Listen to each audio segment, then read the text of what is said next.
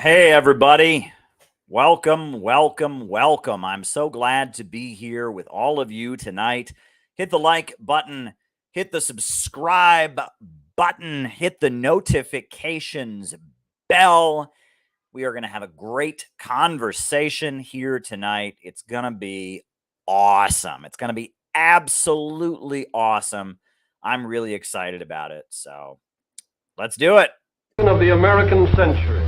I say that the century on which we are entering can be and must be the century of the common man. A radical redistribution of economic power. I mean, we know that racism is just a byproduct of capitalism. Everything would be all right if everything was put back in the hands of the people. We need a government that will make sure Americans are taken care of and organize the economy to serve the people, not the profits of a wealthy few. We now have the techniques and the resources to get rid of poverty. We got to start getting out there with the people. Get out of the movement and get to the masses. We need a government of action.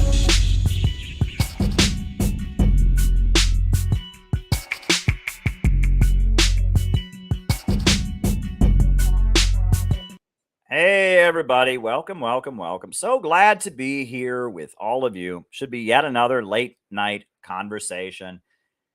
Hit the like button, hit the subscribe button, hit the notifications bell. We are going to have yet another late night chat. For those of you who are not familiar with how these streams work, I give my opening remarks, which is whatever it is I feel like saying.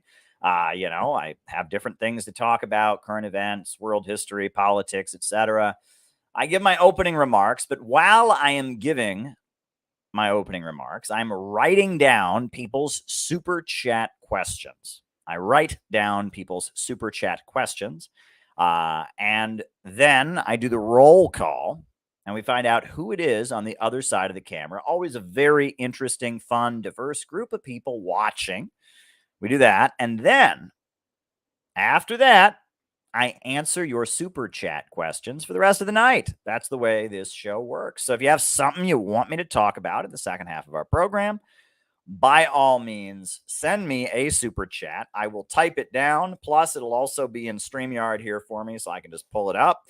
And in the second half of our show, I'll do my best to give you an answer to your super chat. You'll like it, and we'll all be happy together. It'll be awesome. It'll be awesome. So, hit the like button, hit the subscribe button, hit the notifications bell, and we're going to get going here. We're going to start our conversation. First things first, I don't know if folks are aware, but every morning, CPI, Center for Political Innovation.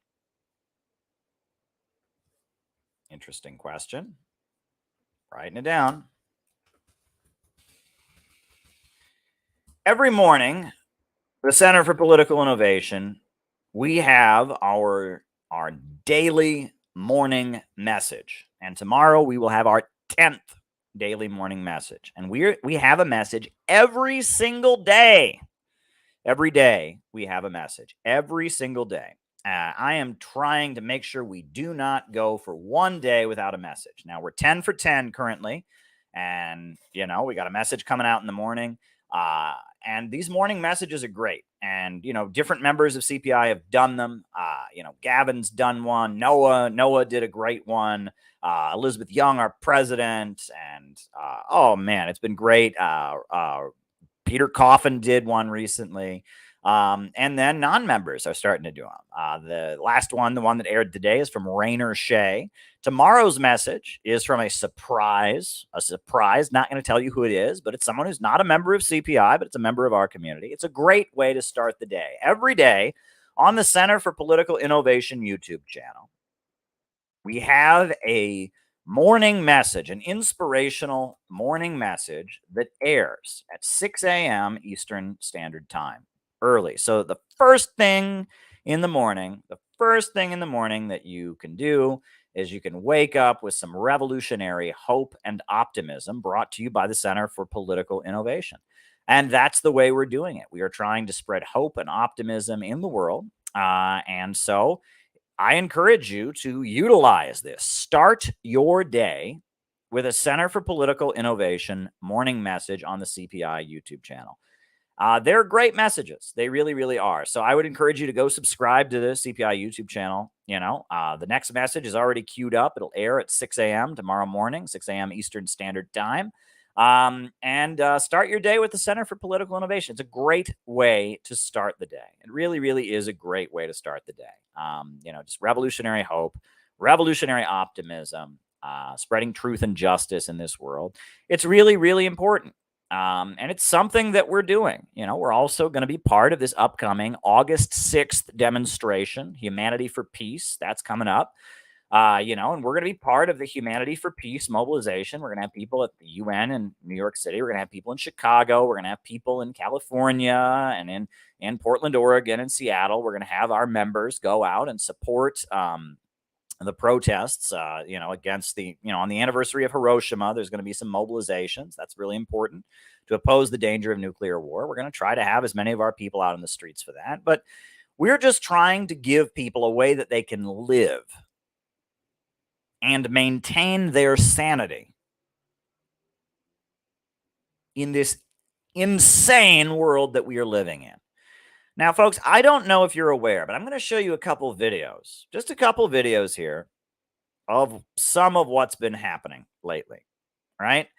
And, I almost don't want to show these videos because I feel sorry for these people, right? These people, this isn't their fault. For whatever reason, they're acting this way. And the point here isn't to humiliate these people. And these people have been widely humiliated all over social media anyway. And that's not the point.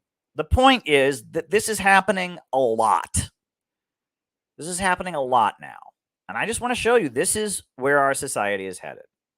Right? So just going to show you a couple clips here. And, it's sad. I mean, but we have to see this in the context of this is what our society is headed toward. This is a guy, this was a man on a plane recently. This guy's a boxer, I understand. He's an athlete in good shape. This is what happened. He was on a plane. Hey, mate, just get out. Hey, mate, just everyone is, come on, please. Go! Marco and Tony Barrera, it's your time. Look at everyone filming, man.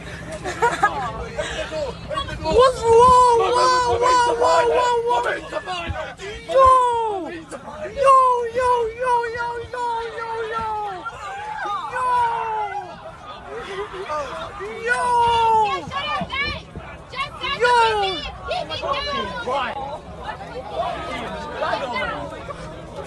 Whoa. Now, that was on a plane that I understand it was like in Britain. It was bound for Britain or something. And this guy who's a boxer, who's an athlete, he started freaking out and trying to open the door in the middle of the flight. And I mean, I'll put it on. I mean, you can see he's running towards the doors of the plane. He's trying to open the doors in mid-flight. He's freaking out and having an episode. I mean, it's scary. I mean, imagine being on a plane and having somebody have an episode like this.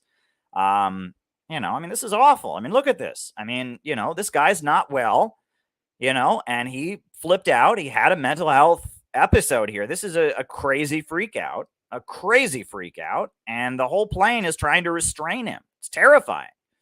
Here's another one. Put another one on, right? Right. This one's particularly sad. And keep in mind, none of these people look like, they don't look like they're homeless people living on the street. They're not, these look like normal, healthy people. This meltdown was caught on video as she frantically demanded to get off a plane and claimed someone in the back of the aircraft was not real. Say whatever you want. I'm telling you, I'm getting the off, and there's a reason why I'm getting the off, and everyone can either believe it or they cannot believe it. I don't give two but I am telling you right now, that mother back there is not real. And you can sit on this plane and you can die with them or not. I'm not going to. Footage shared on TikTok. She's just, what does that even mean? The guy is not real. Like, what does that even mean? There's all these conspiracy theories on the internet, that think that, that she thought the guy was a robot. She thought the guy was a lizard person or something. What does that even mean? She's freaking out the guy's not real. Like, he's not real. What does that mean? How is he not real? It's really, really sad, right? And that woman, she obviously needs help, and she's freaking out. She's having a mental health episode. Look at this one. Here's another one. Oh, sorry, wrong one. You already saw that one. Let me pull off. There's another one, right?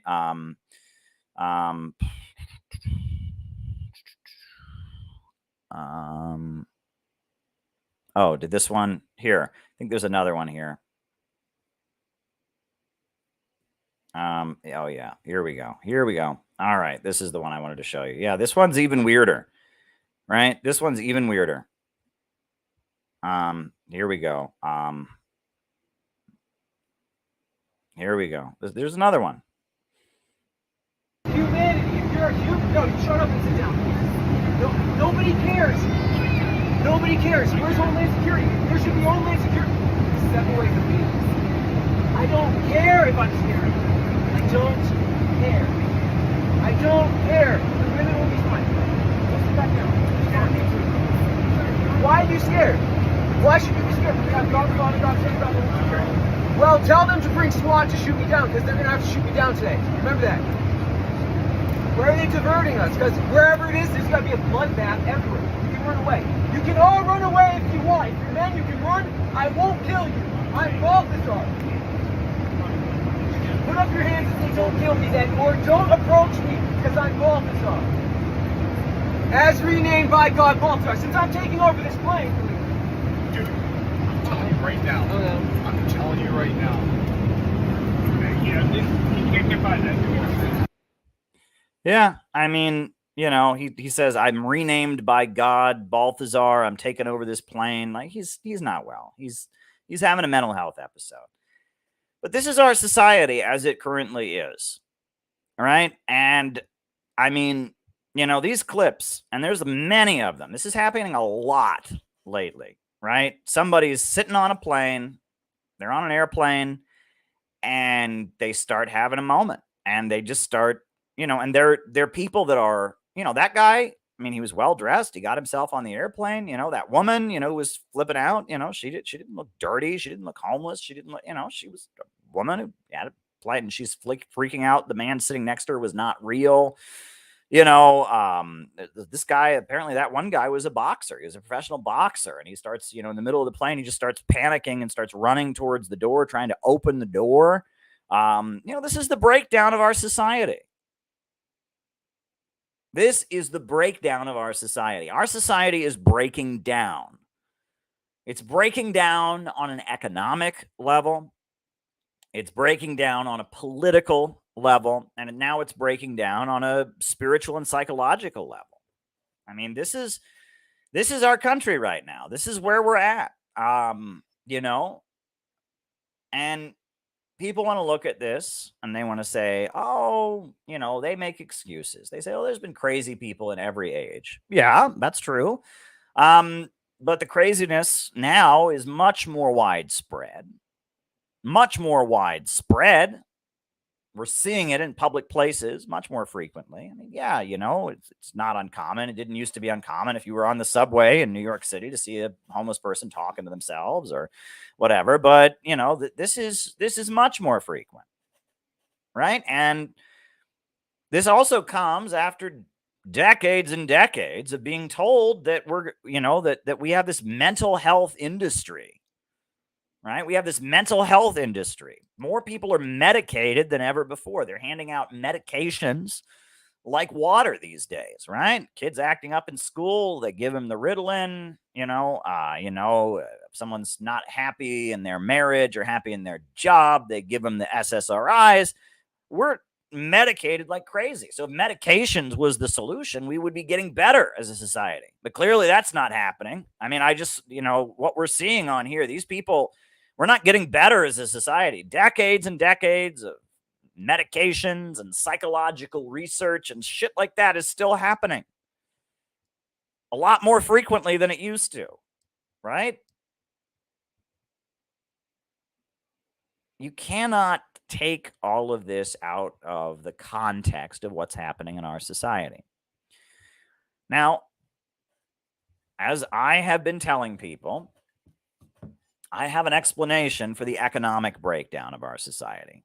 And in my book, Where is America Going?, I discuss the tendency of the falling rate of profit, the problem of overproduction, the fact that it is easier now than ever before to produce goods. We can produce products better than we ever have in the past, and they need fewer human beings to make products than ever before.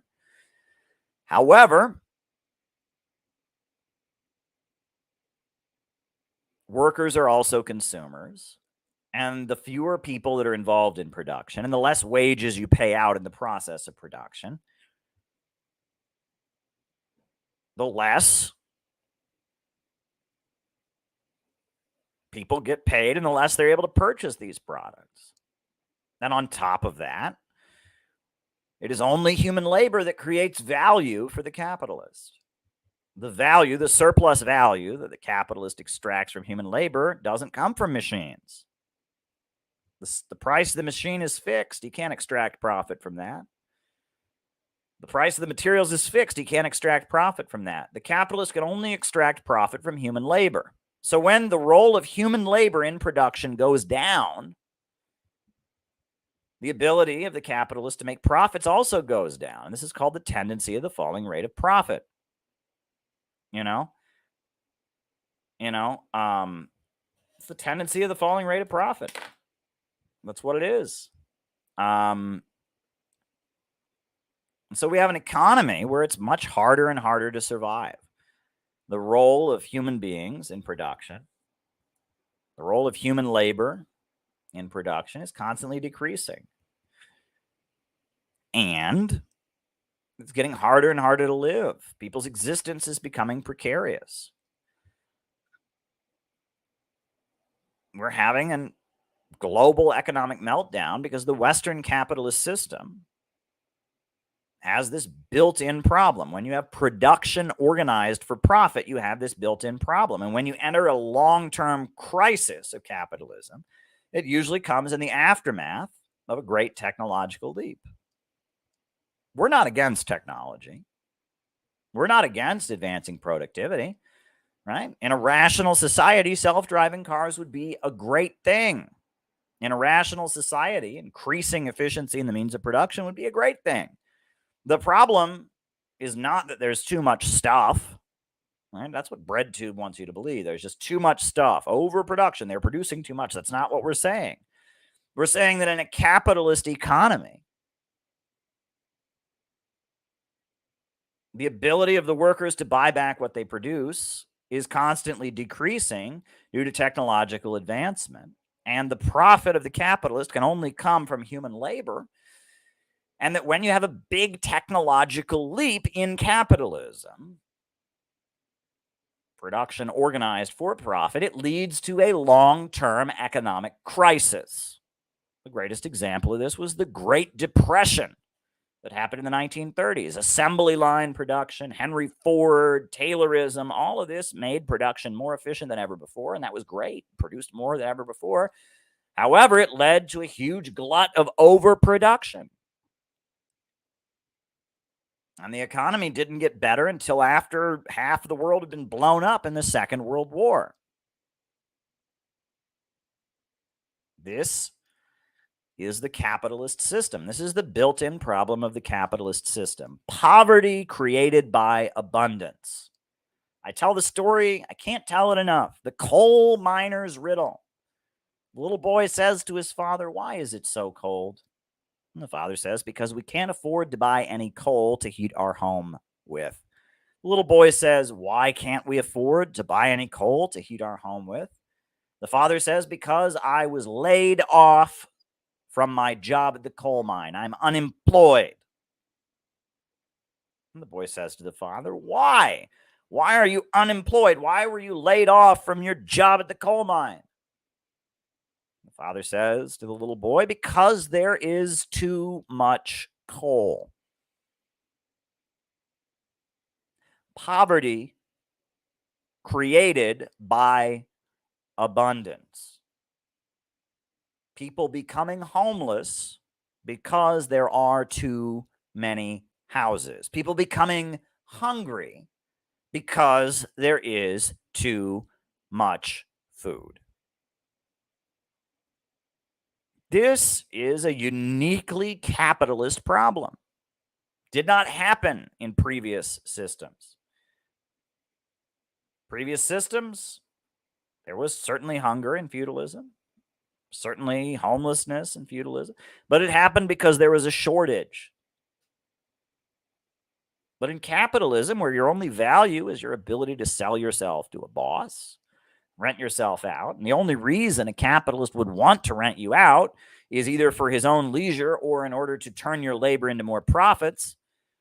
When you have abundance, when huge amounts of wealth are created, it creates a problem because then there is no reason for the capitalist to hire you.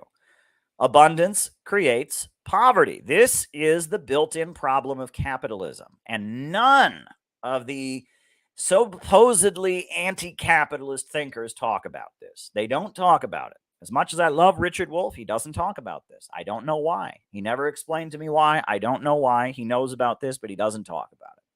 Right? Slavoj Žižek doesn't talk about this. I think Michael Hudson talks about it. Michael Hudson does talk about it.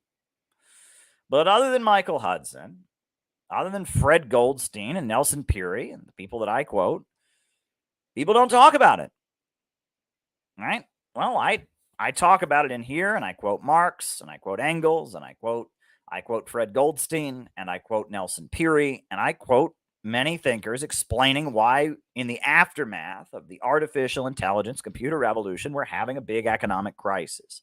The economy won't get going again. However, from there,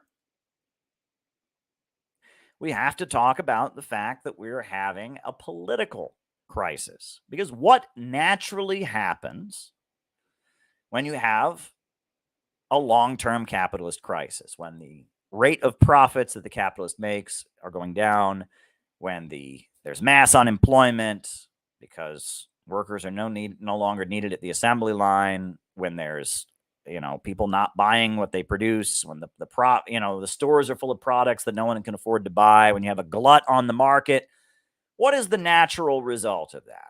Well, the capitalists, they have a government. They want the government to step in and stabilize things.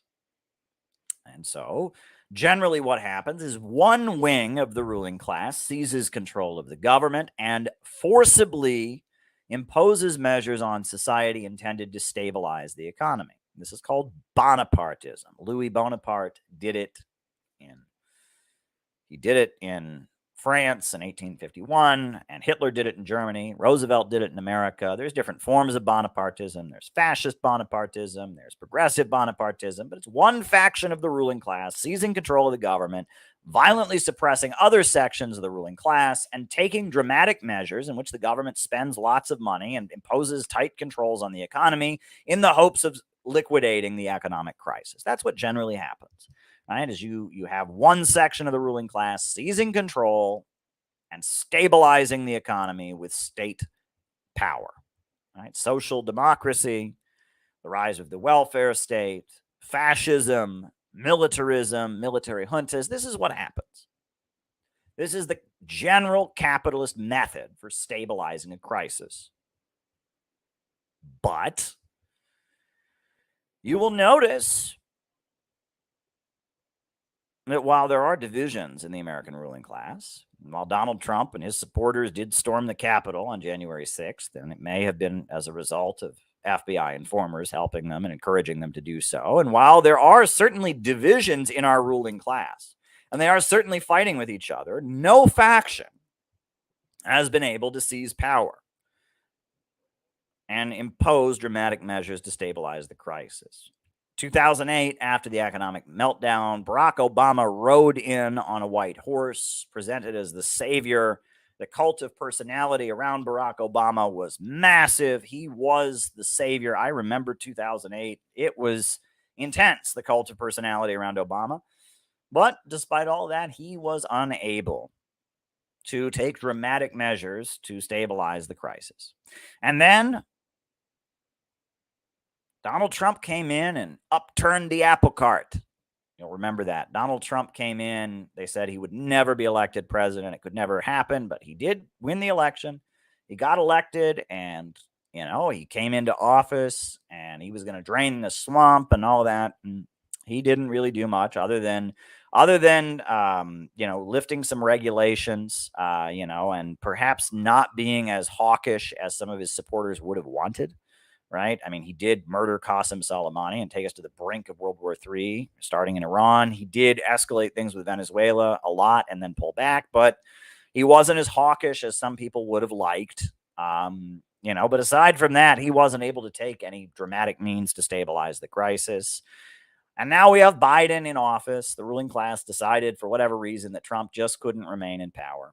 And a lot of the people that had been in Trump's administration, neoconservatives like John Bolton and others, they teamed up and they ousted Donald Trump.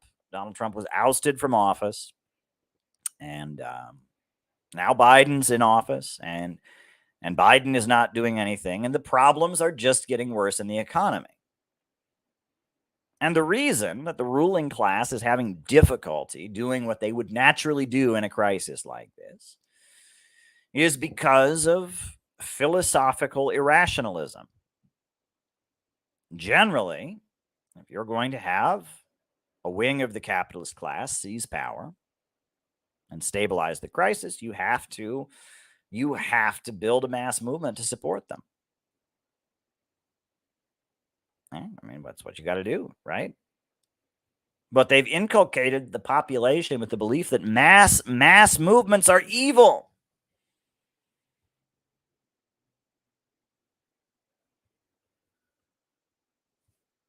Mass movements, they say, are evil.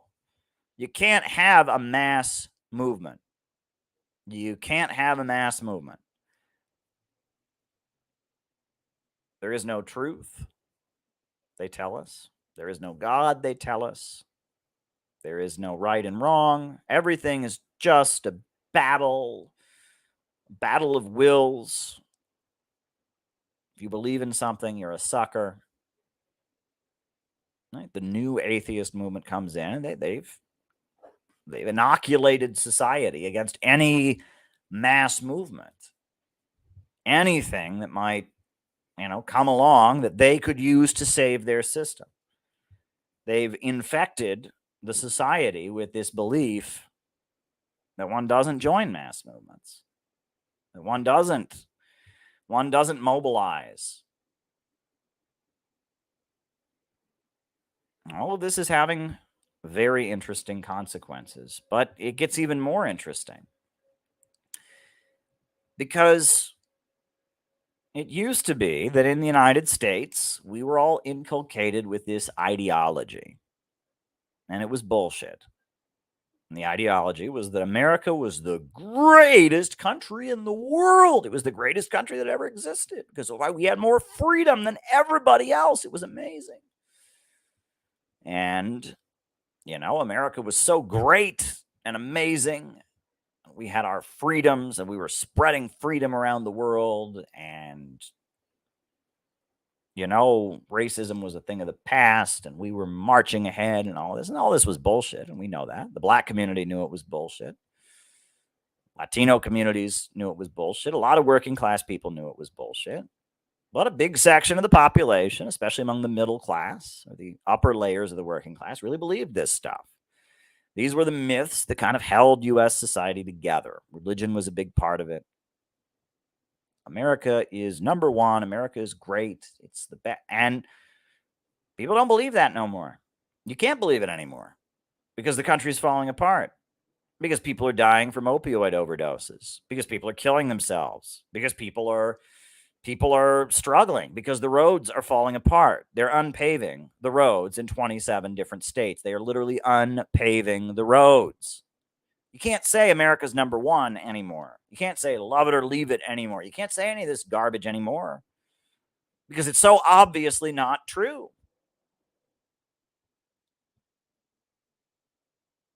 So what do you tell people? Freedom of mind. Think for yourself. I've often told people that ideology is like a car. Ideology is like a car. When you're driving the car, you know where you're going, you know where you came from, and you know how you're getting there. And so you drive down the road in the car. However, if you were driving down the road, suddenly you forgot where you were going. You forgot where you came from. You forgot how you were getting there. You would stop the car. You would stop the car because you wouldn't know where you were going. You wouldn't know where you came from. That is what is happening all across America. People have no ideology. People have nothing to believe in. People are hopeless. People are pessimistic and suspicious.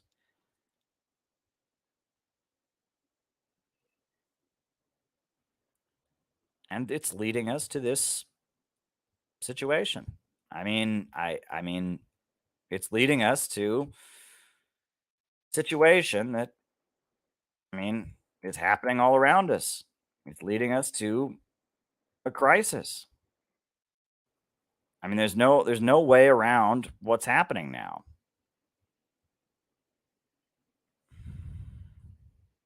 Right?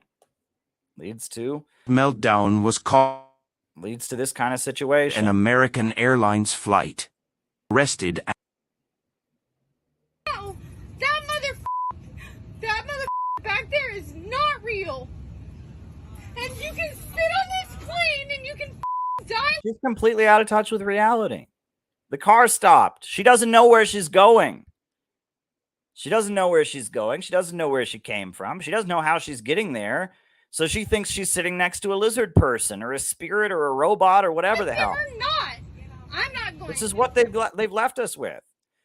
And, people want to compare it to different things. They want to compare it to, to all kinds of different things. They want to tell us all of that. And they can medicate society and they can teach us have self-esteem in school, but it doesn't solve this problem. This is our society coming apart amid a prolonged capitalist crisis and a prolonged economic crisis. Our society is now coming apart. Our society is coming apart. People don't know who they are anymore. They don't know what to believe anymore, right? And, at this point, got something on my nose, right on the side of my nose right here. Can you believe that? There you go. I apologize. I shouldn't be picking at my face during these streams, but there you go. Anyway, this is the society that we live in. This is the society we live in.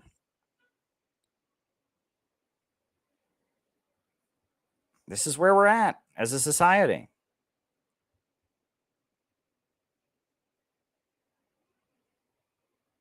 We are coming apart. We are coming apart as a society. People are losing it. People are not well.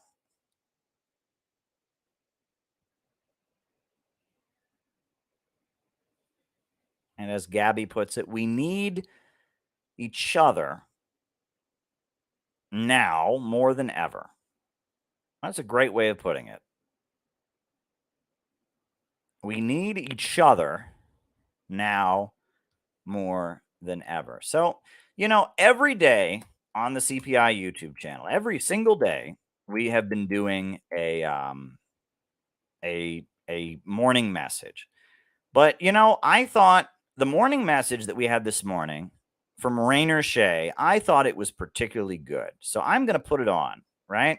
Because Raynor Shea is not a member of the Center for Political Innovation, right? And I just asked him on a whim. I've been asking all kinds of people, friends, allies, whatever. I'm going to ask them to make messages. A lot of people are actually really excited about it, but I wanted to show you what Raynor Shea said in his message this morning because I thought it was very interesting, right? Raynor Shea is a writer who's actually been quite hostile to the Center for Political Innovation in the past, but he's gotten more friendly. He defended the Rage Against the War Machine protests. And, this is what he said in his message. I just thought I might put it on here because this is very important, right? It's very important that he was able to do this message. And then on top of that, that he was able to, to say what he said. What he chose to say is even more important than the fact that he did it. This is what Raynor Shea addressed CPI members with this morning in his morning message. Deciding to become serious about anti-imperialism, we've also decided to take on the costs that come with this path. Because in the long term, we're going to become the biggest political targets of the state. We represent the cause that is the biggest threat to the Democratic Party's control over radical spaces, and thereby the thing that can make class struggle a relevant factor in American politics again. In retaliation, the state is going to increasingly target us. We've been seeing this since the start of the Ukraine war last year. The African People's Socialist Party was raided by the FBI last year in retaliation for its speaking out on Ukraine. It was then indicted, in terms of its top members, by the DOJ for supposed Russian conspiracy activities. Last year, the Party of Communist USA was infiltrated and had its social media and website hacked and replaced with slanderous statements on a document, clearly partly in retaliation for its own principled anti-imperialist statements and activities. The more intense the situation gets, the more the class struggle escalates, the more of these incidents we're going to see. The more we're going to see these organizations, as well as the individuals who are anti-imperialist, get smeared, get falsely accused of crimes, get targeted in potentially more alarming ways, such as harassment. The commentator Alexander Finnegan has been harassed and stalked by InfraGard since he spoke out on Ukraine last year. The feds retaliated against him and his family by systematically harassing, stalking, psychologically terrorizing him. And this is one of the tactics that people are increasingly going to be subjected to. Those who doubt us, those who seek to demoralize us, are trying to get us to stop what we're doing with the implicit threat that if we continue, the worst is going to happen to us. They're trying to grind us down, to get us to give up, and one of their arguments is that you need to stop speaking out so much on NATO, stop speaking out so much on the war against Russia, speaking out against American militarism, because if you do, you're just going to get targeted more, and we need to compromise on this, supposedly. We cannot compromise on anti-imperialism. We cannot compromise on the struggle against the war machine. Because if we minimize the importance of anti-imperialism, we're going to cede control to the Democratic Party indefinitely and allow the reformists, the opportunists, the liberals, these Philistines and scandal mongers, as Stalin called them, to continue to define, to steer radical spaces. We cannot let that happen. We cannot let their demoralizing statements get to us. And what we need to do is prepare our organizations, our cadres, for a scenario where the repression has intensified. The present situation that we're dealing with, where political smears are the main tactic that our enemies use against us, is, you could say, the first layer in the counterinsurgency. Once we've sufficiently overcome this layer, we're going to be increasingly targeted with intensified repression. And after then, according to the U.S. military documents I've been studying, they could go so far as to impose a domestic version of the Baghdad counterinsurgency from 2003. that will be a lot for us to handle, to say the least. We need to prepare our cadres. We need to prepare our organizations. We need to embrace more security measures. Threema is a good app to come to when it comes to this. And most of all, we can't let the psychological manipulations that they're directing towards us get to us. We must continue with our fight, no matter how much they try to intimidate and harass us. Yeah, it's a great message from Raynor. I'm really glad he made that for us. That was really nice of him to do that for us, And I agree with everything he said there. I don't know about this app he was promoting. I just don't know what it is. Maybe it's a good thing, maybe it's not. I've just never heard of it. But other than that, what he's saying makes absolute sense, right? That they are waging psychological operations against us. But I want to also share with you something else because, there's a holiday in China that they have. It's called Lei Feng Day. And it's after a guy named Lei Feng, who was a Chinese soldier, and he died in a car accident. And after he died, they found his diary. And they found that he was just a very dedicated and loyal communist who spent his free time helping elderly people and was just a very, very dedicated, true-believing communist. And so they've made him kind of a patriotic icon. And on Lei Feng Day in China, the students go out and clean the parks, and he's just kind of a model of, the ideal patriotic kind of person, Lei Feng. And this is the song that they have for Lei Feng, right? Called Learn from Lei Feng, and you can read the lyrics in English. Lei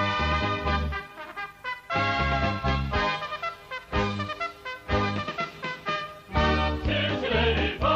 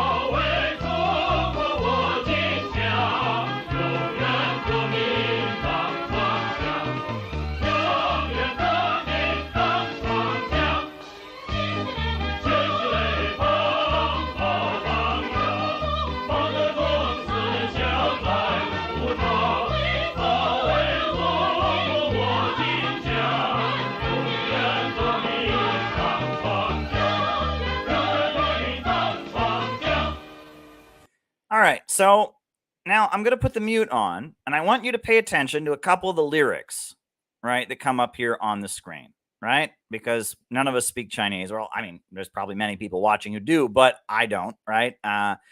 Learn from Lei Feng's good example. Loyal to the revolution, loyal to the party.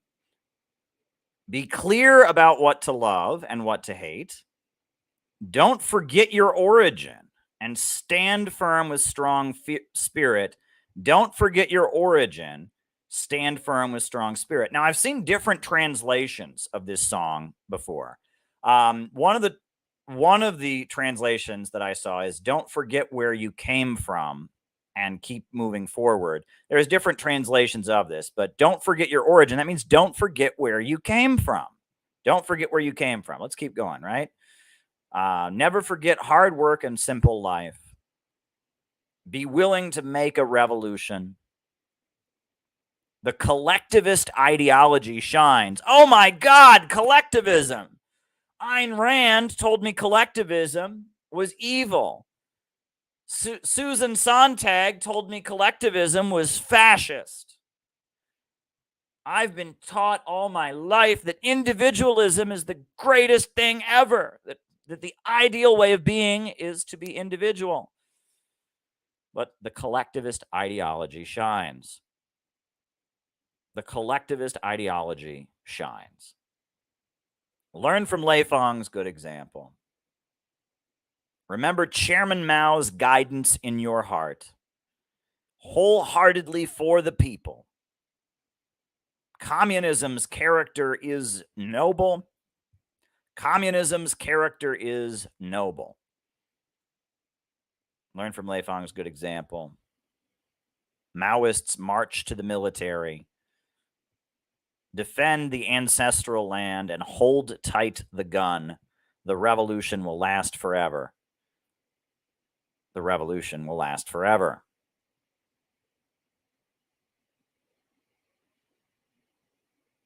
I think the lyrics kind of speak for themselves. I mean, a lot of people approach me. I'll just be honest with you, right? And I'll just mention this, and I do apologize. I'm not talking, if you think I'm talking about you, you're wrong, because I'm talking about you and like 16, 17 other people. Okay? So please, if you're listening and you think, oh my God, Caleb's talking about me, I kind of am, but I'm also talking about 16 other people. So it's not just you. It's not just you, right? Got the super chat. It's on the list. Not just you. But a number of people come to me. A number of people have come to me. People that like these streams. People who like these broadcasts. People who like what I have to say. People that are very interested in communism. Very anti-imperialist. People that, that watch RT. That listen to Sputnik Radio. People that, generally agree with what it is that I'm saying here, generally agree with my critique of capitalism. They watch these broadcasts, but they say to me, Caleb, I'm depressed. I hear that a lot. They say, Caleb, I'm depressed. And to all those people, I want to say, are you listening to the morning messages? Are you listening to the morning messages every morning? For the past 10 days, we've given everyone a dose of revolutionary optimism to start the day. Are you listening to the morning messages? Are you coming to the Zoom meeting for CPI every Saturday? The Center for Political Innovation has a Zoom meeting every Saturday. Have you joined the Center for Political Innovation? Have you joined? Have you become a member? Right? We have 105 dues-paying members, but have you become one of those members? And are you coming to our Zoom meeting every Saturday?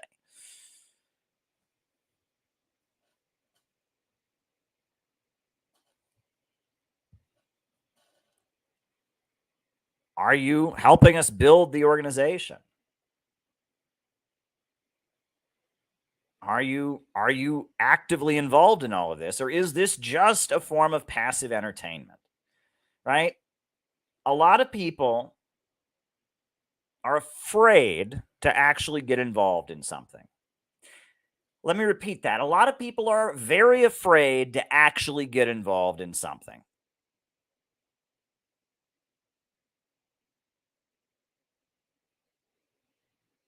A lot of people are very afraid to actively get involved in something. They see this as just a kind of passive form of entertainment. Right? It's just a passive form of entertainment. I'll listen to these streams. I'll be smarter than everyone else. I'll know better than everyone else what's going on in the world, and I'll feel good about myself. And then you come to me and you say, well, why am I depressed? Why am I lonely? Why do I feel hopeless? Why do I feel like my life isn't going anywhere? Because that's not enough. Right? If you know that Russia is right and Ukraine is wrong, and all you do is listen to people talk about it on YouTube and argue with your family members about it, you're going to be miserable. If you know that Taiwan is part of China and all you do is listen to speeches about it on YouTube, oh, thank you. Thank you very much. And thank you very much. I'll definitely talk about that as well. And listen to speeches about it on YouTube, you're going to be miserable, right? If you know that the reason we're having an economic meltdown in the United States right now is because of the built-in failures of the capitalist system, and all you do about it is listen to me talk about it on YouTube and watch RT and listen to Sputnik News, and you don't do anything about it, except maybe argue with your relatives about it, have blow-ups with people on Facebook about it, where no one ever admits they're wrong about anything. If that's all you do, you will be miserable. You will be miserable if in those circumstances. You will. But there is an option that you have, which is to get involved. To get involved. You know, I am an activist. And I don't know how to not be an activist. There have been a lot of people that have urged me to stop organizing. There have been a lot of people that have said to me, just have a YouTube channel, just do social media. There's been a lot of people who said I would be a lot safer from the smears and the personal attacks and the government repression if I stopped building the Center for Political Innovation. But I do not know how to not do what I'm doing now. All of what I do, all of my anti-imperialist writing, all of my YouTube videos, all of this is intended to serve a global movement. There is a global anti-imperialist movement that is happening around the world. And it includes people in Yemen who have been fighting against a Saudi invasion since 2015, who I risked my life trying to bring medical aid to on a Red Crescent ship. And it includes the Cuban people that have been resisting a horrendous blockade. And it includes the Chinese people who have lifted their heads up and broken their country out of imperialism. It includes our troops that are fighting on the front line in Ukraine and Novorossiya right now, fighting for the peoples of Donbass and their protection from a NATO fascist regime, protecting their homeland right now. It includes the people of Venezuela. It includes the people of Iran. There is a global anti-imperialist movement, and I am part of that movement. And my job is to get the American people to realize what side they should be on. Capitalism is destroying the future of this country. The international financial system, imperialism, the highest stage of capitalism, is ripping our country to shreds financially and politically and economically and psychologically. And the future of America is working people taking history into their own hands and breaking out of that system and rebuilding our country on the basis of win-win cooperation with countries around the world, on the basis of a society where the banks and the factories and the industries and the centers of economic power are organized to serve the people and public good, not the profits of a wealthy few.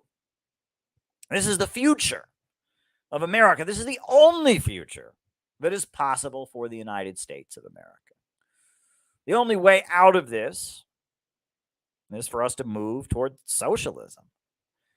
And if we are serious about America moving towards socialism, if this isn't just a pipe dream, if this isn't just a fairy tale, if this isn't just some silly LARP, if this isn't just some way to make ourselves feel good about ourselves, if we're serious, if we actually want to move the United States towards socialism, we have to understand that it will not be some kind of Chinese socialism or Korean socialism or Cuban socialism or Venezuelan socialism. It's going to be an American form of socialism.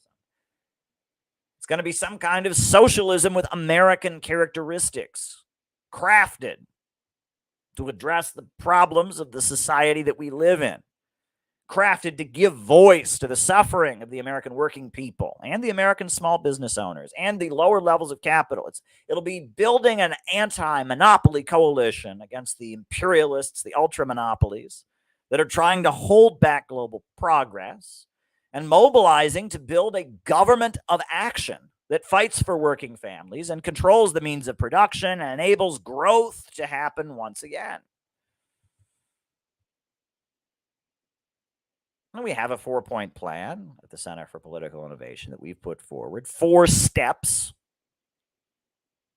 that could lead toward socialism in America. Public ownership of our natural resources, public control of our banking system, a mass mobilization to rebuild the country, hiring millions of people to build and construct, an economic bill of rights, guaranteeing the right to jobs, healthcare, and education. All of these things are not necessarily socialism, but they all would create a gigantic confrontation with the imperialists, and they would all benefit the U.S. economy at the expense of the imperialists, and they could lay the basis of an anti-monopoly coalition against the big banks, against the big oil companies, in favor of the local working class communities.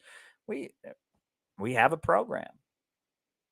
And I am constantly thinking about how we can build the CPI. All right, we just had an event here in New York City. Great event, great speeches, great music. It was great. Peter Coffin is making a documentary about it. He's got like a trailer of the documentary that he made. Peter Coffin's doing a great job. Right? And we had a great training school in Missouri. But now we've got our eyes on the West Coast. And I can't get into specifics, right? I don't want to get ahead of myself. But I was on the phone today. I called one person. I called another person. Then I called another person. And I started thinking about our West Coast thing. We want to do something in the city of Portland, Oregon.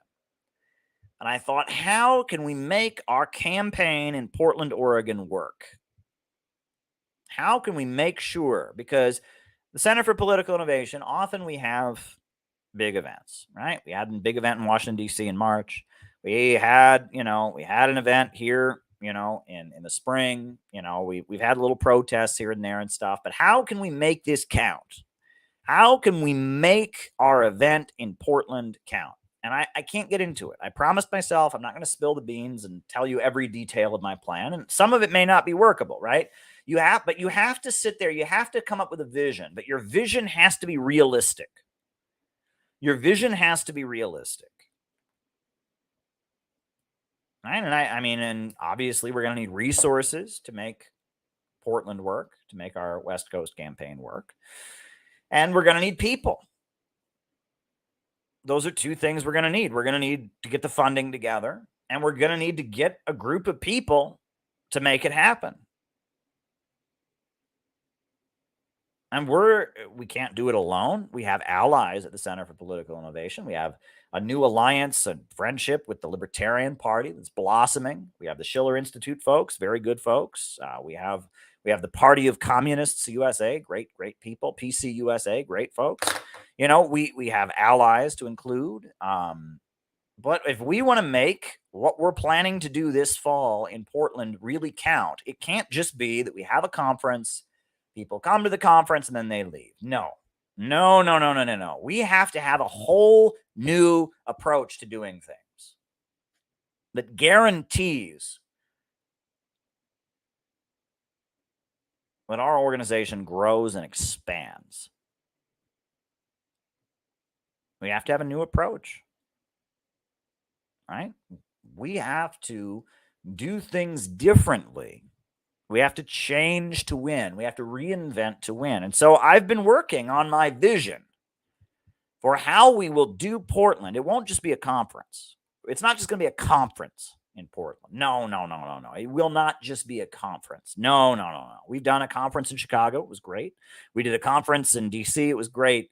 We've done conferences in Austin. It was great. But no, we can't just do a conference. No. None of that. I'm over that.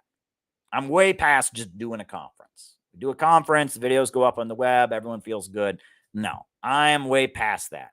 Our slogan is out of the movement to the masses. That's our slogan. Our slogan is not into the conference with ourselves. No, our slogan is out of the movement to the masses. That is our slogan. And we've got many young people who are members of our organization who need this, who need to build this group, who need something to live for. They need a purpose. So Portland isn't just going to be a conference. It's going to be a campaign. No one's running for office, has nothing to do with elections, but it's going to be a campaign. I've been talking to people on the phone. I have a vision, which I cannot yet tell you, which I have to work out the details, but Portland will be a campaign. It will be an operation. It will be a mission of the Center for Political Innovation. That's what we're going to do. We are going to hit Portland like a ton of bricks. We are going to do something in an important West Coast city that will create deep impact. We are going to have a conference in Portland. Yes, we will have a conference in Portland. But in the lead up to that conference, we are going to make that city know of our presence. We are going to concentrate our forces. We are going to do some important work in Portland to build the Center for Political Innovation. That's what we're going to do. So if you are young or old, if you have the time and the ability and you believe in what we're doing here, because not everyone who watches this believes, there's people who watch this and, it's just their like ironic entertainment or something. But if you are a person who has the time, if you have the time,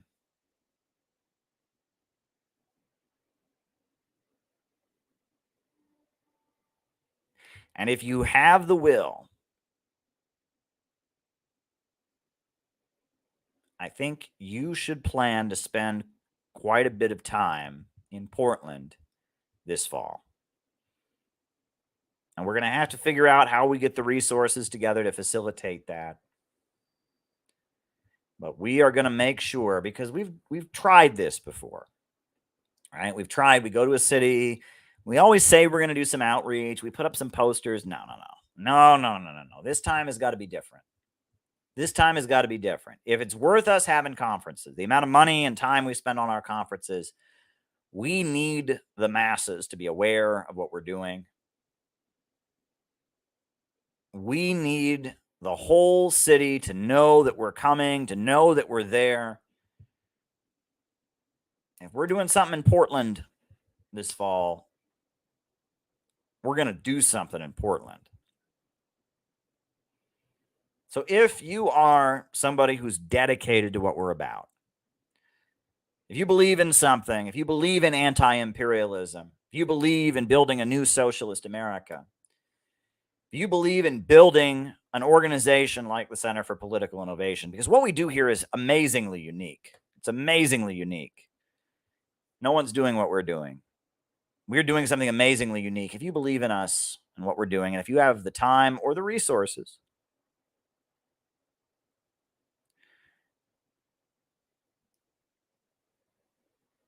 I'm planning the campaign. And we're going to put everything we've got into Portland. We are going to put everything we've got into Portland. Won't just be another conference. No, that's not cutting it. The conference stuff isn't cutting it. No. We're going to put everything we got into Portland. That's what we're going to do. I'm planning a campaign in Portland. We're going to do a Portland campaign.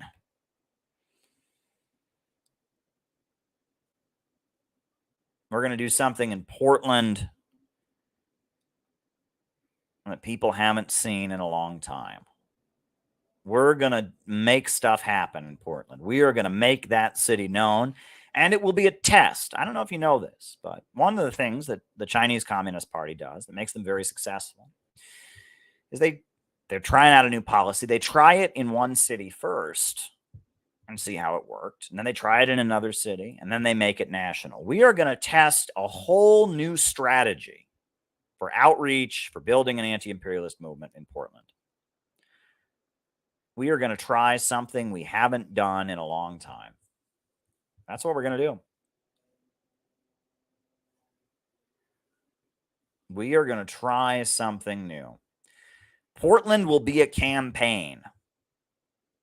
It's going to be a campaign.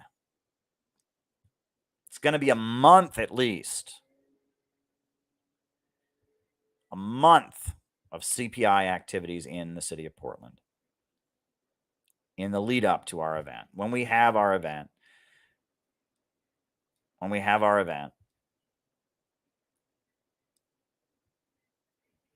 we are going to go to Portland and figure out how we can have a very effective operation to reach the masses of people. Social media is rigged, folks. Social media is rigged. Facebook, Twitter, YouTube are rigged. They are completely rigged. We have to figure out how to reach the masses. We have to have an approach on multiple fronts in which we concentrate our forces, and we have a group of dedicated people, an outreach team. We have a dedicated crew of people who are ready to go, and get our message out there and make sure that everybody in that city knows that we're there and we're doing something.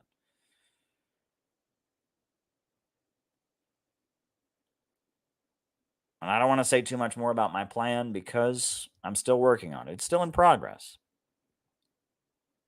But we have a vision. We have a vision for Portland. And if you want to know where you're going, know where you came from, know how you're getting there, I think you should figure out how you can join us in Portland, because there's nothing more rewarding than living a life that matters, than living a life of struggle, and living a life as part of the global anti-imperialist movement. There's nothing more rewarding than that, and that's why I can't stop.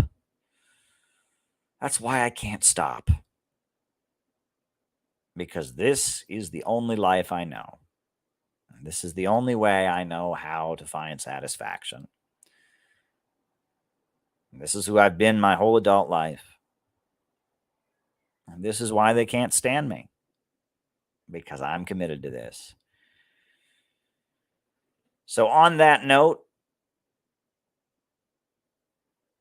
names and locations. I will call you all out as I see you. Names and locations. I will call you all out as I see you. And then after that, we will start answering super chat questions. Names and locations. Who's with us tonight? Names and locations. Who is with us tonight? Who's with us? Names and locations. Who is with us tonight? I'll call you all out as I see you. All right, we got Dustin Schlesinger in Cleveland, Ohio. Jonathan Mehari in Stockholm, Sweden. Temple City, California. We got Christina in Portland. Patrick in Maine. Scott in Florida. Very, very good. Sophia in Virginia, great YouTube channel. Go check out Small Town Voice. She does great stuff. Colin in Greensboro, Mr. Hunt, St. David's, Bermuda, Kieran from San Diego, super chat.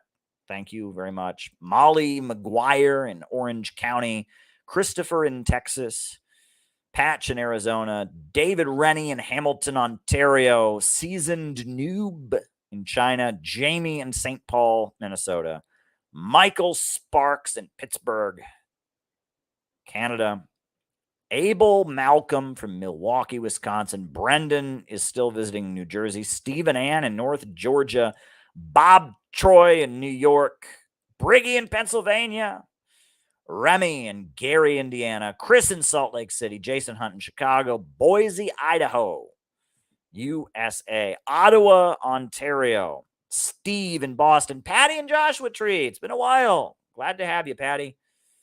Glad to have you.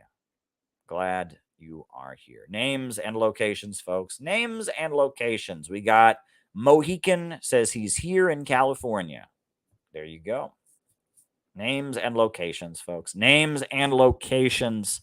I will call you all out as I see you. Names and locations. Caleb, another Caleb in Ypsilanti. That's in Michigan. Lana is in Astoria in New York. Welcome, Lana. You're out in Astoria, eh? That's a good part of the city. I used to live in that area at one point. I lived near there years ago. Long story. Names and locations. Who's with us? Oh, did I say Steve in Boston? We got Steve in Boston. Welcome, Steve. Good to have you, Steve. Good to have you. All righty. Well, I guess I will start answering super chat questions now. So I'm going to start answering people's super chat questions. I always encourage people, if there's something you're curious about, go ahead and send a super chat and ask me about it. Those of you that are watching this live, you have the opportunity to make this show very much your own. So there you go. First question. In your opinion, is Japan on the way out as a country? I mean, what does that mean? I mean, Japan, it's an island archipelago. It's going to be there. I don't think it's going to sink into the ocean. But economically speaking, yeah, it's weak. I mean, it was rising as an imperialist country, and then it lost World War II, atomic bombs, etc. The USA has kind of had its grip over it. And in the 1980s, as Japan was starting to rise, it was rising for a couple reasons. One of the main reasons Japan was rising in the 80s and 90s was because of the fact that that Japan was close to the Asian tiger countries. And the United States had allowed Singapore, Taiwan, South Korea to flourish economically as a barrier against China. And then China was having the reform and opening up in the 80s, so China's economy was expanding. The USA had allowed military Bonapartist regimes in the Asian tiger countries. Japan was right there in the Pacific, and so Japan was flourishing. And again, the United States was allowing Japan to flourish as a barrier against communism, but that was tied in with, there was just a general rise in Asia in the 90s, largely because of China's rise, right? China was rising. It was using foreign investment to raise its living standards, to raise its GDP, Deng Xiaoping theory. In practice, poverty is not socialism, but to be rich is glorious.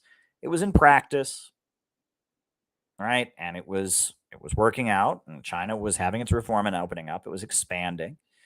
And the Asian tiger countries, Park Chung-hee had overseen the rise of, industrialization of South Korea, which the United States allowed in response to North Korea in order to stabilize South Korea so it didn't become, didn't join South Korea. There'd been a number of uprisings in South Korea, and they didn't want South Korea to have a communist revolution, so they had to stabilize it. They had to create a middle class. South Korea rose. In addition to that, you had the Asian tiger countries, Singapore, elsewhere, and then Japan was there in Asia. Japan was a capitalist and imperialist country that had plundered that region, had been stripped of its colonies after World War II, denied its right to have a military, because of its atrocities during the Second World War, horrendous crimes against the Chinese people, against the Korean people, against the Filipino people, horrendous atrocities. But it still had, capitalist industrialization. It was still an imperialist country. I mean, it's, first world. Japan is a first world country. And because of that, Japan kept a strong economy. And, the rise of figures like Shinzo Abe. Shinzo Abe was like a right-wing nationalist, and there was right-wing militarism in Japan. There's been a rise of that kind of politics lately. But yeah, I think Japan, in terms of being an economic power, it is on its way out. Because, the right wing in Japan, the Liberal Democratic Party, which has a pretty solid grip on power, is very anti-China. And it's critical of the United States and in some ways, but, it's not going to be at this point, it's not going to be independent. And, Japan is hostile to China. Japan is under the grip of the United States, doesn't have its independence. And I think at this point, yeah, Japan is just, it's got the future of Australia. It's got the future of New Zealand. It's just going to kind of be an outpost of the West. At one point, Japan had its own center of gravity, economically speaking, but that's long gone. And I think that it's just going to be a Pacific outpost of U.S. and Anglo-imperialist power. And that's unfortunate. There is a long history of communists and revolutionaries in Japan. During the Second World War, communists would get jobs in defense factories and sabotage the bombs that they were making, sabotage the explosives they were making. There was a famous Japanese communist writer. He wrote the novel Crab Ship, which was a Marxist political allegory. It was very popular. The Japanese Communist Party at one point was a revolutionary organization. It has deteriorated into being kind of a Euro-communist, anti-China, anti-North Korea organization. But historically, it was, a revolutionary organization. And even today, the Japanese Communist Party does have significant influence, in the government. And that they're coming out of World War II, the Communist Party did have certain territories, islands, and places in Japan where it was a strong party. Now it's become infected with, it became a Euro-communist party, cut its ties with the Communist Party USA, cut its ties with the Soviet Union in the 80s. And at this point, it's a social democratic party. But yeah, I don't see a lot of future in Japan economically or politically. I think Japan has just kind of collapsed into being part of the Anglosphere. It's basically a NATO country, and has a lot of blood on its hands. But I don't see Japan becoming an independent force to be reckoned with.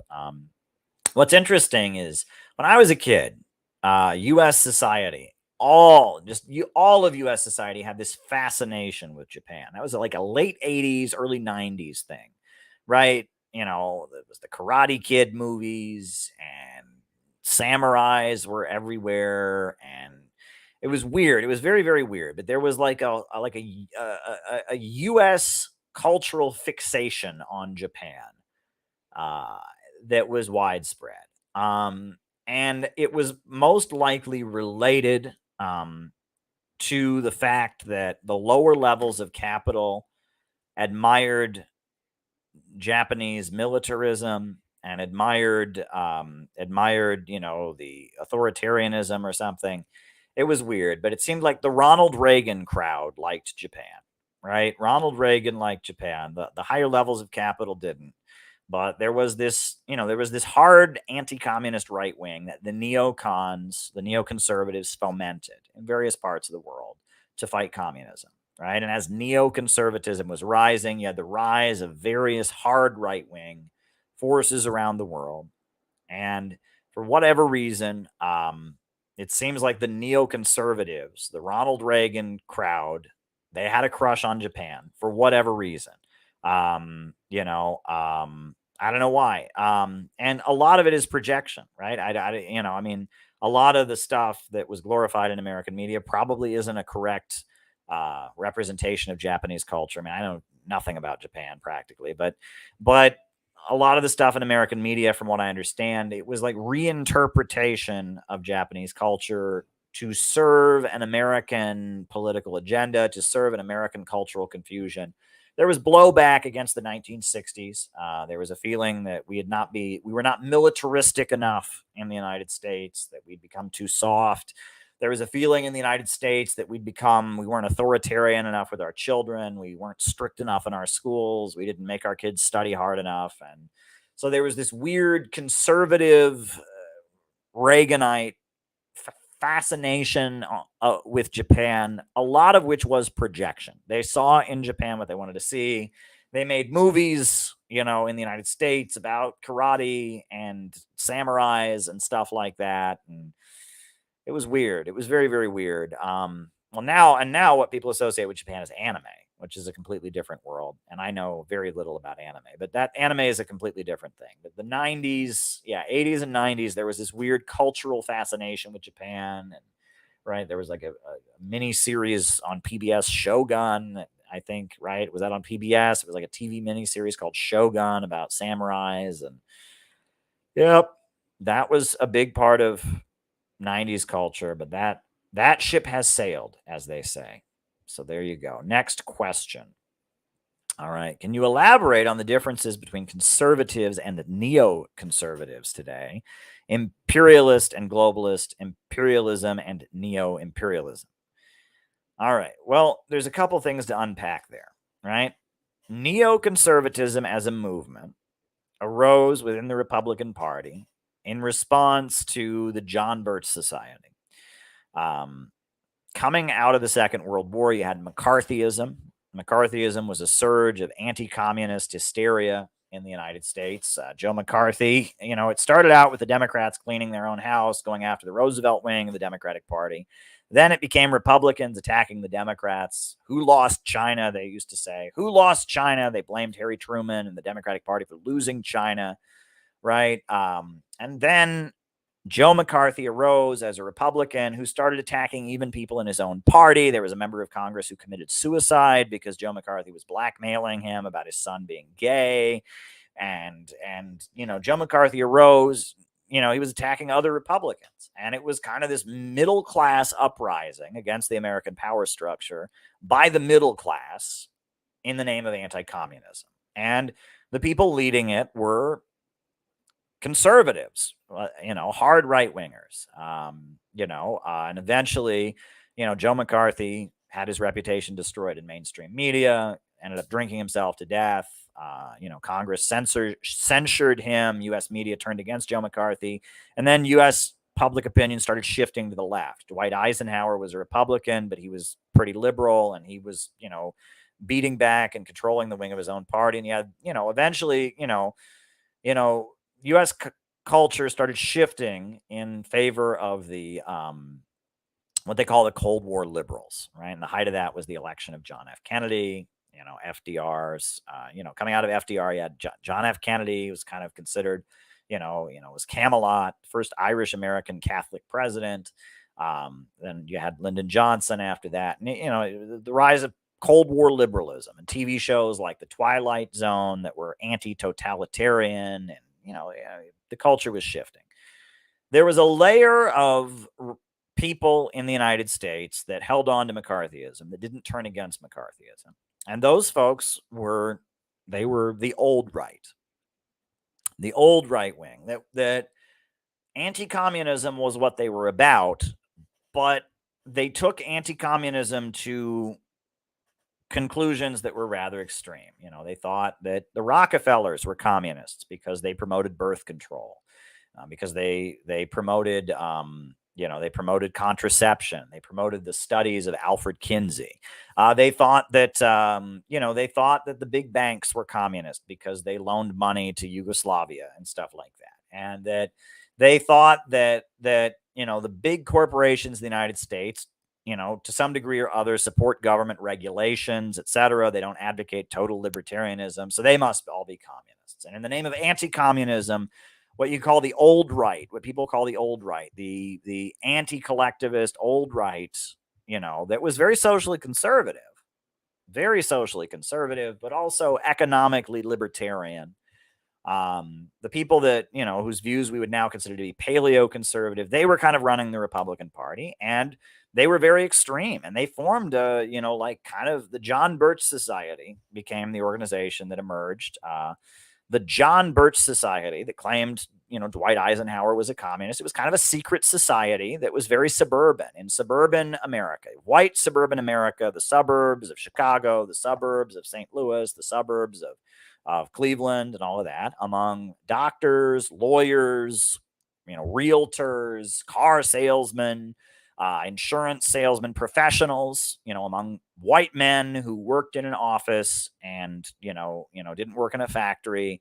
They would go to these parties after work. They would have after work, in the suburban neighborhoods. They would all go to somebody's house for a cocktail. They'd have cocktail parties where these men would, relax after work and drink alcohol, and the women would be in the other room and the men would be in one room. And, and at these cocktail parties, right? And, that's where the John Birch Society grew. And they would have parties. The John Birch Society would publish a book, and they would have these cocktail parties where everyone at the party would buy the book and mail it to their member of Congress.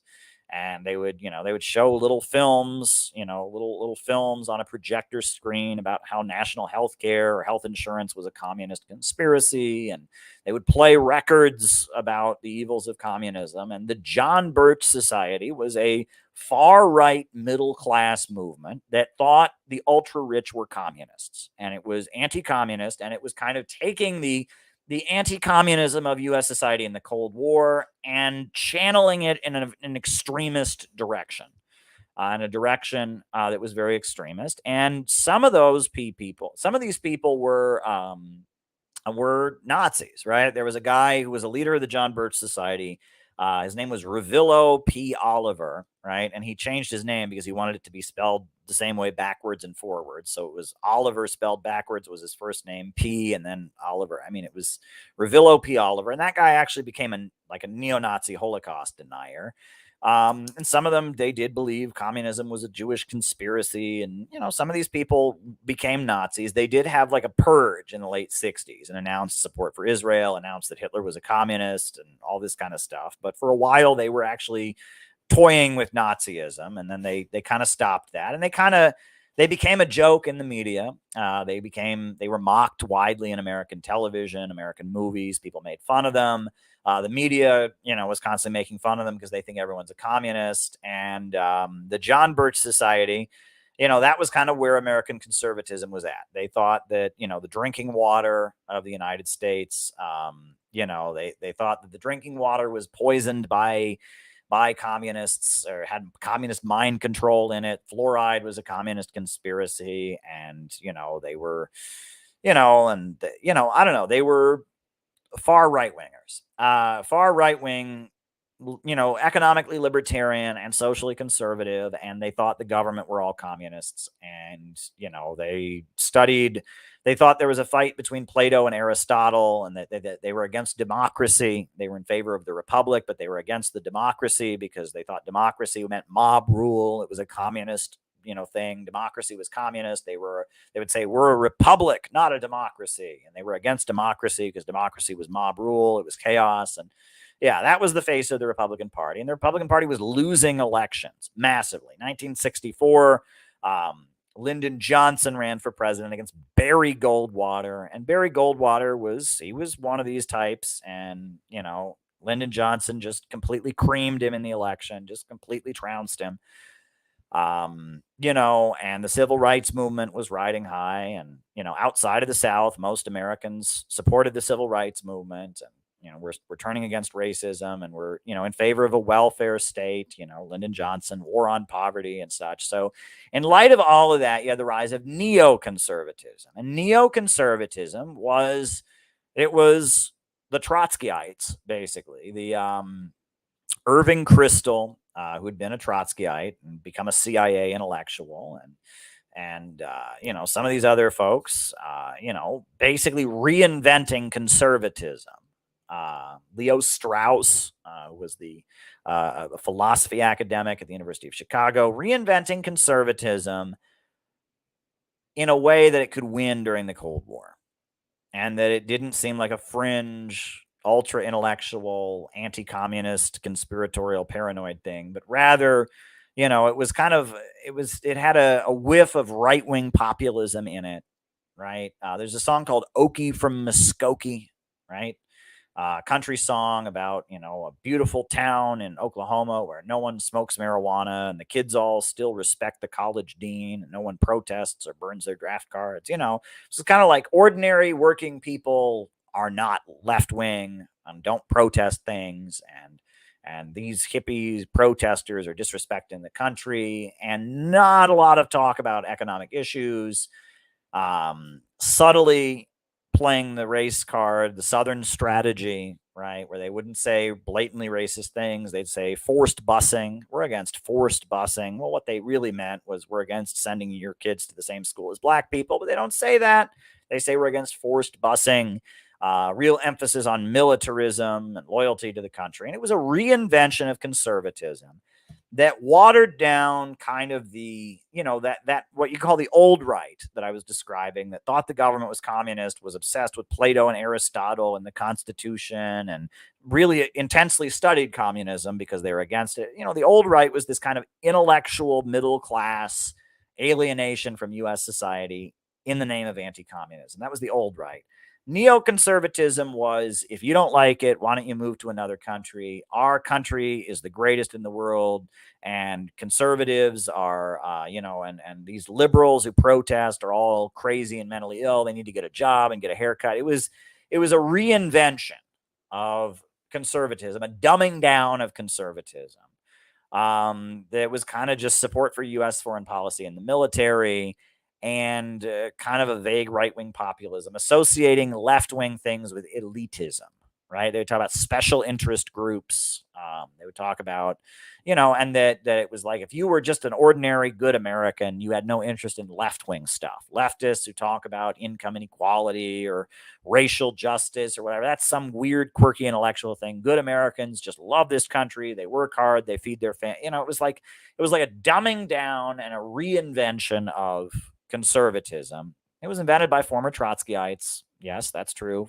Intellectuals who had gone from being Trotskyites to being CIA manipulators of left-wing politics, who eventually they didn't like the new left. The new left, was against the Vietnam War and was anti-Israel, and they moved into the conservative camp. And Richard Nixon's presidency was the very beginning of it. But Richard Nixon wasn't one of these people. Richard Nixon still had a lot of the old right in him.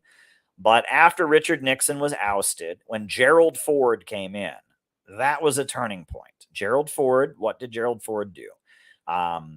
He brought in Donald Rumsfeld and Dick Cheney, and he brought in Ayn Rand. He brought in Ayn Rand, and Alan Greenspan gave Alan Greenspan a government job, and Ayn Rand came with him to the White House and swore him in. And the fall of Richard Nixon had one foot in the old right. Now, he wasn't completely there, but he had one foot in the old right. Well, when Nixon was ousted, Gerald Ford's presidency, and then especially with Ronald Reagan, Leo Strauss, he was the college professor. Right, this college professor of philosophy had been a mentor to many of the people that went on to become important intellectuals in America, and important figures who served in Republican administrations. Leo Strauss, the story goes that he loved the TV show Gunsmoke, which is an old cowboy TV show from the 1950s. And Gunsmoke is very simple. Right, the good guy wears a white hat and is all good. The bad guy wears a black hat and he's all bad. Has not a single redeeming quality. And, Leo Strauss said that average Americans should come to understand the world in black and white, good and evil terms, right? And you had to dumb it down for people. And average Americans should think the Soviet Union was all bad, and that America was all good, and they didn't need to understand the nuances. Well, you can see how influential Leo Strauss's belief that that's what American politics should be like. That's what American propaganda should be like. You can see how influential that was, because this guy is the intellectual father of the neocons, and the neoconservatives produced two presidents, two of them, whose entire persona was a cowboy. Ronald Reagan had been a Hollywood cowboy actor, and George W. Bush, even though he was born in Connecticut, right, his whole persona was that he wore a cowboy hat, he had a Texas accent, And I mean, that shows how influential the strategies and political thinking of Leo Strauss is. I mean, George W. Bush, during the war in Afghanistan, he would get up there, we're going to smoke him out. We're going to smoke him out, right? He would use, cowboy terminology, right? Ronald Reagan, his Secret Service nickname was Rawhide, right? And he'd been a cowboy actor. He'd been in various cowboy movies. That was his background. He was an actor in Hollywood who played cowboys in movies, right? And that they, the neoconservatives, they reinvented American politics and they reinvented conservative messaging and conservative, the conservative wing of American politics had to be reinvented. The left also had to be reinvented. The new left, the rock and roll counterculture new left, which was cultivated by the American government to counter the rise of genuine communists, that was leftism to serve the American establishment and for, it was like, for a generation that grew up watching TV and listening to rock music. And neoconservatism was very much leftism, or it was very much rightism for baby boomers, right? That as the Cold War was shifting and as the Cold War was shifting, they had to have a new form of conservatism. First leftism got reinvented because communism was suppressed, and then the CIA invented the new left. And then after that, the right wing was reinvented, and you got neoconservatism. A big part of the right wing was the rise of evangelical Christianity, and that's a whole nother story you can talk about. There's actually just a Hollywood movie they made about it, Jesus Revolution, that talks about one of these churches in California and how, the mega church thing that we see now, the rock and roll mega church thing, that was all invented in the early 70s as a way to give religion the upper hand and kind of reinvent what it meant to be a conservative. So there's a whole thing about that. It's a whole thing. And that's what neoconservatism is. Was there any more to the question? Imperialist and globalist. I think that when Trumpers say globalist, they're referring to a global economic system that doesn't care about the economy of the United States. They're referring to imperialism, but they don't have Marxism. They're not Marxists, so they don't have the words for it. Imperialism and neo-imperialism. I don't use the term neo-imperialism. I think we're still living in imperialism, the highest stage of capitalism. I will say that what defines our era and makes it different than when Lenin wrote imperialism, the highest stage of capitalism, is that now they are demolishing the aristocracy of labor. It used to be that the aristocracy of labor, this layer of well-paid workers in the homeland that were bought off, that was a big part of imperialism. Now they're abolishing the aristocracy of labor. All right, next question. Hudson says elites lose their wealth to impoverish. What does that mean? They lose their wealth. I mean, one thing that's important to point out, right, is that you and I, if we get more money, we'll spend it, right? If I get more money, I'm going to spend that more money. However, wealthy people that have billions of dollars, millions of dollars, it just sits in the bank. It just sits in the bank unless they can make money investing it, right? If they can't make money investing it, it just sits in the bank. And if it just sits in the bank, it loses its value over time because of inflation. Over time, capital that just sits in the bank loses its value, right? So, maybe that's what you're referring to, but yeah, like we people have this idea that, well, if we make the rich people pay less taxes, they'll invest more. No, they'll invest as long as they can make a return on their investment. The ultra rich, they'll invest when they can get a return on their investment, and they have enough money that their lifestyle is not going to change, right? When someone's making, these ultra rich people who've got billions of dollars, right? If their tax rate goes up by 2%, it doesn't change their lifestyle. Their tax rate goes up by 10%, 20%. It doesn't change their lifestyle. And that money that's just sitting there in their bank accounts in the Cayman Islands or wherever they want to hide it, or, whatever, that money that's just sitting there, they invest it when they think they can get a return on it. And if not, it just sits there and it loses value over time. It depreciates. All right. Okay. Next question. I have not heard of that book, Herr Vogt. I don't know that book, Jason. You stumped me. I don't know that particular work. I don't know that work by Marx. All right. I wish I could give you an answer, but I owe it to you all to be honest and give you accurate information. And if I don't, I just don't know about that work. So I'm not going to bullshit. I'm just going to say I don't know, because I don't. All right. Next question. Who's your favorite ancient philosopher and thinker, and what do you take away from them? I would have to say Socrates. And the reason that I would say Socrates is not so much for his teaching, which I take from his teaching, but rather for the example that he gave. Socrates was canceled, if you were ever canceled. He was put on trial for corrupting the youth of Athens and forced to drink poison and kill himself. He was sentenced to death and forced to drink hemlock. It was horrible. And so when he found out he was going to get the death penalty, right? And go and read, if you want to read a beautiful, beautiful piece, right? I would encourage you, of all the things to read, go and read. I have it here in my Plato book. Go and read The Death of Socrates, right? Go and read the Phaedo, The Death of Socrates. It is one of the most beautiful pieces I have ever read, right? Because he's dying. He's dying, right? And he's with his students, and they forced him to drink hemlock, right? And he's been forced to drink the hemlock. And so his students are with him as he's dying. And so he starts teaching them as he's dying, right? And he says to them that as soon as he found out he was going to die, the same dream came to me, sometimes in one form and sometimes in another, but always saying the same or nearly the same words: cultivate and make music.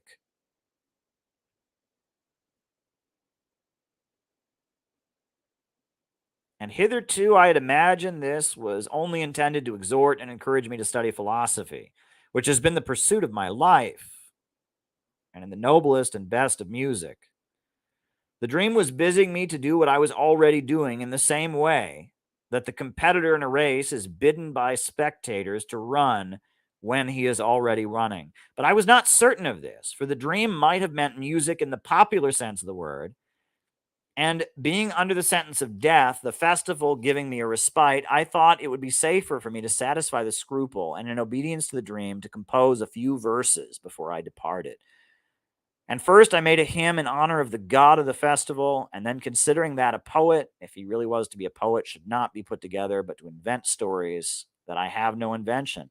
So I took the fables of Aesop, which I had ready at hand, and which I knew, they were the first that I came upon, and turned them into a verse. Right? This is beautiful. This is absolutely beautiful, right? That his music is teaching philosophy. His music is, and that he has this dream, like, teach as much as you can before you die, before they make you drink poison.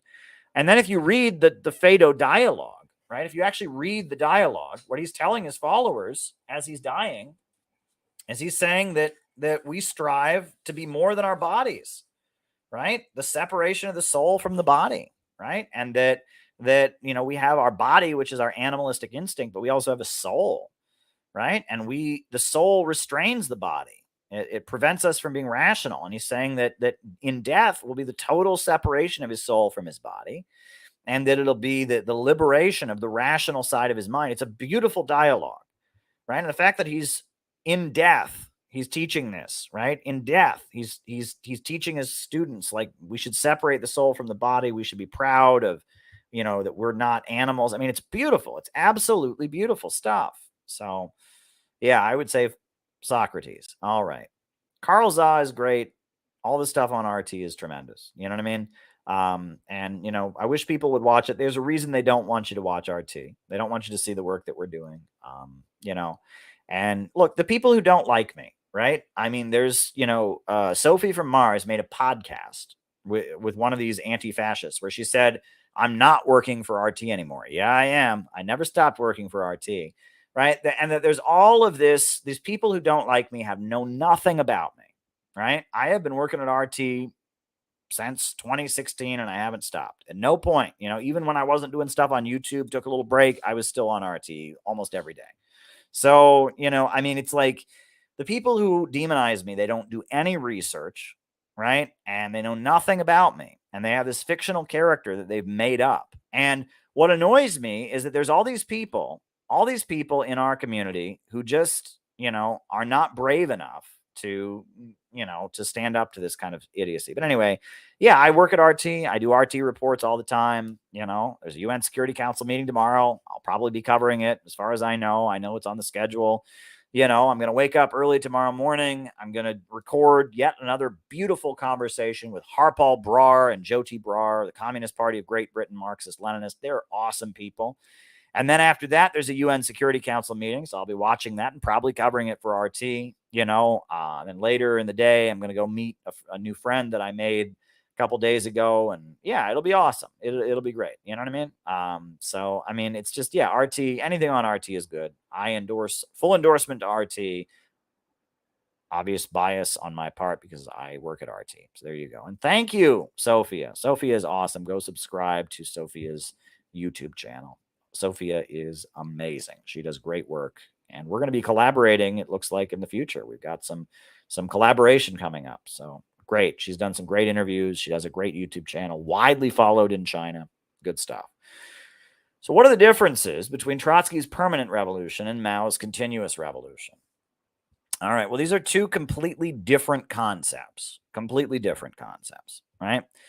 Leon Trotsky's theory of permanent revolution is the idea that you cannot have socialism in one country, right? Stalin said we were going to have socialism in one country. Trotsky said, no, we're going to have permanent revolution.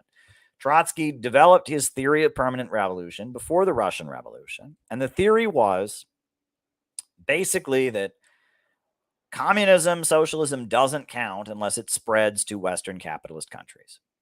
So in a third world country like Russia, was at the time, Russia was a very impoverished country that was not fully developed the way Western Europe was. The working class could take power, but it couldn't have an alliance with the peasantry because the peasantry is backward. And when the proletariat takes power, the only purpose in a developing country is to then spread communism to the West, the Western countries, right? And so their seizure of power, if a communist party takes power in Vietnam or the Philippines or China or Russia or an African country, all they can do is turn their country into a base area to spread communism to where it really matters, which is Western Europe, right? And that until communism, the working class takes power in the West, until they take power in the West, communism doesn't count. It doesn't really mean anything. And that the peasantry is inherently backward. You cannot have an alliance with the peasants because the peasants are backward. And in the name of the theory of permanent revolution, Trotsky advocated the United States of Europe. He wanted to unify all of Europe into one country because that would make it easier. The workers of Europe were divided on the basis of their nationality. And the idea was if Germany was just a state in the United States of Europe, along with France and Britain and Belgium and Luxembourg, and, then that would unify the workers even more so they could rise up and seize control and that we could have socialism where it really matters in the West, right? That it's sticking with what Marx believed, which is that socialism would come first to the West because the West was most advanced and capitalist. Well, Lenin came up with this thing called imperialism, the highest stage of capitalism, and said, well, actually, what's happening is Western capitalism has spread to the colonized world, and it's making super profits. And with these super profits that it's making by dominating the global economy, it's dividing the working class at home and buying off a strata of the workers in the homeland. They're the labor aristocrats, right? And so the higher paid workers in the homeland are getting bought off. And the lower paid workers are not, they're not getting the support of the higher paid workers. There's a stratification. So the revolutionary energy, Lenin says, is not going to be in the first world. It's going to be in the third world. And that in the third world, the working class isn't the majority. However, they are the class that will lead a anti-imperialist united front. And the whole country will break free from imperialism under the leadership of the working class. But the working class must align with the peasantry and with the national bourgeoisie, and with the middle class and others, and lead a class collaborationist united front to free the whole country from the imperialists, right? That's the idea that Lenin is putting forward, right? That imperialism is a big game changer. The revolutionary energy shifts to the east rather than the west. And everything shows that Lenin was right? First you had the Russian Revolution, then you have the Chinese Revolution, Vietnam, Cuba. Like clearly at this point, we can see that Lenin was correct. Now, what's changing is in the West, the labor aristocracy is decaying. But Trotsky didn't agree with that. Trotsky said instead, no, the revolution is going to come in the West. The focus needs to be on bringing the revolution to the West. If we happen to have a revolution someplace like Russia or someplace like that, that's okay. But all they can be is just they can just be like a military base to spread communism to the West where it really counts. That's the theory of permanent revolution. And the theory of permanent revolution was inherently hostile to the peasantry, right? Because it said the peasants, because they have their own land, or I guess they rent it from the landlord, but they strive to have their own land. They want to redistribute the land. They seek to become capitalists. And so they can't be revolutionary. So the peasants can't be revolutionary. And that's why Trotsky was very hostile to the Chinese Revolution, hostile to Mao, considered Mao's army to be an army of bandits, and said the Chinese Revolution was destined to fail, all because, the peasantry has no future, and what really matters is the West. That's the theory of permanent revolution. And it's called permanent because in Russia, he wrote this program, right? And I have it here. I mean, it's a book he wrote called Results and Prospects, right? And it was about, basically what did his group advocate for Russia, right? And he wrote this pamphlet, Results and Prospects, and it was about what his group, the Trotskyists or the Internationalists, I think they were called, the Internationalist group, what they advocated for Russia, right? And then after he was kicked out of, the Soviet Union, he argued that Stalin taking power proved that his theory of permanent revolution was correct. Now, he said he was wrong about his disagreement with Lenin. And he said that, the United States of Europe thing he'd been wrong about, but he still maintained that the overall thesis of his permanent revolution idea was correct. That's Trotsky's theory of permanent revolution. And what's weird about it is, number one, it's very obviously wrong, right? It's very obviously wrong unless you don't count any, if you think that the Russian Revolution just led to hell on earth Stalinism, if you think that the Chinese Revolution didn't mean anything, if you discount all the socialist countries, well, then you can say, well, we didn't have revolution in the West and none of that counts. So if you completely write off all the socialist countries, I guess maybe you can still believe that. But if you put any value into what's happened in the 20th century in Russia or China or Vietnam or Cuba or any of these countries, you have to see that Trotsky's theory of permanent revolution was wrong. It was just wrong. And, that's Trotsky's theory of permanent revolution. What's weird is that is the basis of Trotskyism. Trotsky's differences with Lenin, if you read Imperialism and the Split in Socialism, the United States of Europe, the theory of permanent revolution, Lenin is saying we need to have an alliance with the peasantry. He's calling for the government of Russia to be a revolutionary dictatorship of the workers and the peasants. That's what the hammer and the sickle are for. You've seen a hammer and sickle before. Well, the hammer is for the worker. The sickle is for the peasantry, the farmers, right? And the government in Russia, it was called a revolutionary dictatorship of the workers and the peasants, right? And Trotsky didn't agree with that. His theory of permanent revolution said only the working class is revolutionary. Peasants are backward, right? And so, Trotsky's theory of permanent revolution, unless you completely write off all the socialist countries, which a lot of people do, has been debunked, right? Regardless, right? What's weird is that very few Trotskyites understand it. Very few Trotskyites understand the theory of permanent revolution, which is weird as hell. Absolutely weird as hell. But most people who call themselves Trotskyists, in their minds, Stalin was a brutal dictator. Trotsky was the democratic communist, the one who believed in human rights. So therefore, they support Trotsky, not the evil dictator Stalin. And that has nothing to do with what Trotsky argued. Trotsky, he executed a lot of anarchists. Trotsky was very authoritarian, right? Trotsky's differences with Stalin were over the theory of permanent revolution. He didn't want to build socialism in one country. He didn't want to rapidly industrialize the USSR. Instead, he just wanted the Soviet Union to spread communism everywhere.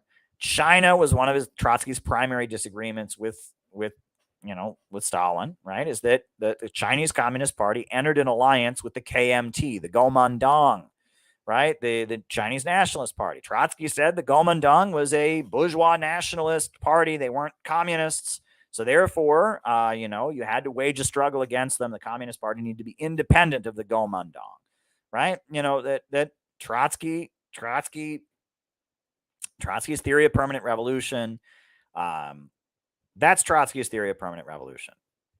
Now, Mao's concept of the continuous revolution, which has been repudiated by the Chinese Communist Party. 1969, I believe, the Chinese Communist Party had a Congress, right? The Chinese Communist Party, every few years, it has a Congress. And at that Congress, they put forward resolutions and they clarify what their beliefs are, right? Well, at the 1969, at the height of the Cultural Revolution in China, right? So you have to understand, Mao sees sections of the party moving against him. So he mobilizes the young people, the Red Guards, to go out and bombard the headquarters, right? And overthrow the Communist Party, because the Communist Party is, quote, taking the capitalist road. And so the young people and the labor unions and others go out to bombard the headquarters, and it's an uprising of the population against the Communist Party leadership organized by Mao, in order to make sure that China stays pure to the communist road. That's the Cultural Revolution. So all over China, these young people, these fanatical young communists, the Red Guards and the labor unions and the military, the Chinese military, which is heavily politicized, it's led by Lin Biao, right? They overthrow the Communist Party. So then in 1969, the Communist Party of China has a Congress, right? And at this Congress, all the delegates to this Congress are largely not members of the party. They're Red Guards. They're, teenagers that are in the Red Guards Club. They're members of the military. And at this Congress, they ratify a new constitution for the Chinese Communist Party. And this new constitution that they ratify for the Chinese Communist Party, it names Lin Biao, who is Mao's, is like a general who was close to Mao, was key in the Cultural Revolution. He's the guy who assembled the Little Red Book, names him as Mao's official successor. When Mao dies, the leader of the party will be Lin Biao. And that's like added to the constitution of the Chinese Communist Party.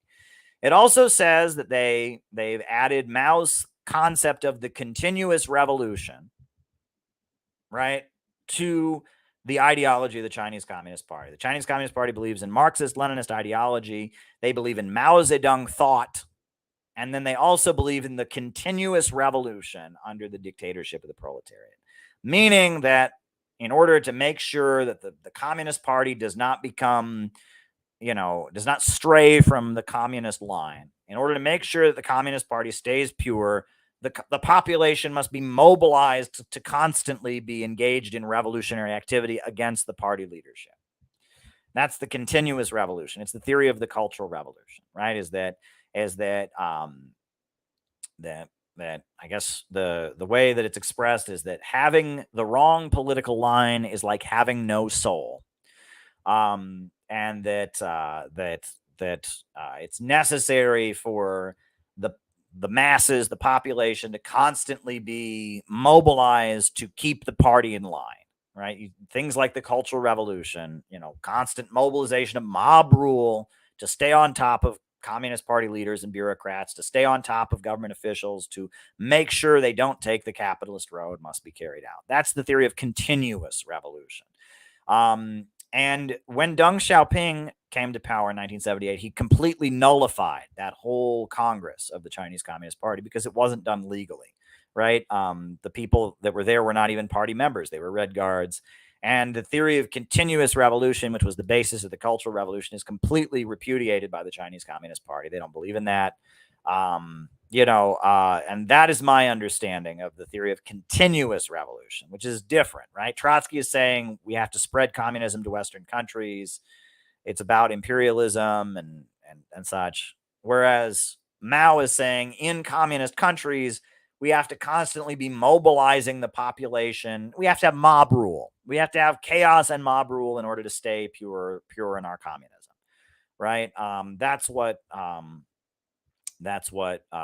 Trotsky is, or that's what Mao is arguing, right? Continuous revolution is about this kind of mob rule, cultural revolution in order to keep pure to the line. Trotsky's theory of permanent revolution is about global relations. So they're different. Now, That's not to be confused with, there's a document called Long Live the Victory of People's War, which was written by Lin Biao. And Long Live the Victory of People's War basically argues that it compares the way Mao's like guerrilla warfare tactics, Mao's military style of fighting in the countryside, and then you surround the cities, and then you eventually take the cities. It applies it on a global scale. And it says the third world is the countryside, and the Western capitalist countries are the cities. And so we're going to seize the third world, and then we're going to eventually, overtake the first world, right? And it applies Mao's military strategy within a country about organizing in the countryside to seize the cities. It applies it on a global scale. That's not Trotsky's theory of permanent revolution. It's not. But some people see an overlap. Sam Marcy in the Workers' World Party, they saw kind of an overlap there, but he's not exactly saying the same thing. I mean, if you're waging war in the countryside, you don't think the peasantry is inherently backward. You don't. Right. So, there's some big differences there, but the idea that the third world countries will spread revolution to the first world. Okay. But all communists kind of think that. So, so there's some overlap there. And these documents are all worth reading. Go read Long Live the Victory of People's War. Go read, Trotsky on Permanent Revolution. Go read the 1969, Congress of the Chinese Communist Party. Go read Deng Xiaoping and his critique of the Chinese Cultural Revolution. All this is important stuff. These are important questions. The problem is that there's a lot of people who hear me talking about this. I'm really glad you asked this, Killian. I'm really, really glad you asked this question, because a lot of people hear me talking about these things and they say, oh, this is all just a bunch of esoteric theory. No, it's not, right? The theory of imperialism explains what's going on in the world today, and it also explains what our job is in the United States at this time. Right? It really explains, if we see imperialism crashing and burning, what can we do? Well, it gives us a guide for action. And all of this is really important. Knowing these differences is very important. If you want to read a document that I think is very good, a Chinese Communist Party document that I think is very, very good, go read Long Live Leninism. Long Live Leninism, right? I have quoted this document many times. From 1960, the Chinese Communist Party published a document, Long Live Leninism. I would recommend you go read that. We were considering republishing it as the Center for Political Innovation, because it's an overall assessment of what Lenin taught and what it means to be a Leninist nowadays, the theory of imperialism. It's really a very good document. April 16th, 1960, Long Live Leninism.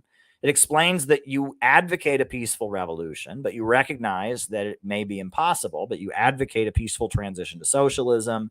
It's a very good document. I would recommend Long Live Leninism. So there you go.